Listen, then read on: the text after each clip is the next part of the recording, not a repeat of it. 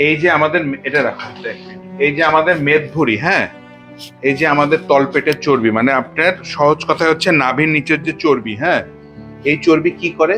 দুইটা ডেঞ্জারাস কাজ করে, দুইটা ক্ষতিকর কাজ করে পুরুষ মানুষের। কি কি? একটা হচ্ছে এই চর্বিগুলো আপনার পেনিসের মানে লিঙ্গের রক্ত চলাচল কমায় দিবে, বুঝতে পারছেন? এই যে ট্রিটমেন্ট করব ভালো থাকবেন, আবার রক্ত চলাচল কমায় দেবে, এটা গেল নাম্বার ওয়ান। নাম্বার টু কি? এই যে পেটের চর্বি, এই যে পেট যদি সমান না থাকে, মেদ ভরে যদি থাকে, এই চর্বিগুলো আপনার টেস্টোস্টেরন হরমোনকে ধ্বংস করে দিবে, ধ্বংস, আপনার পুরুষ হরমোনকে ধ্বংস করে মহিলা হরমোনে রূপান্তর করবে। এই জন্য দেখবেন যাদের অনেক দিন ধরে মোটা থাকে, ওদের দেখবেন যে শরীরে শক্তি কম, মাসেল বাল কম, কণ্ঠস্বর কম হয়ে আসতেছে, শরীরের বল কম পায়, দুর্বল লাগে, কারণ হচ্ছে টেস্টোস্টেরন কমে যায়।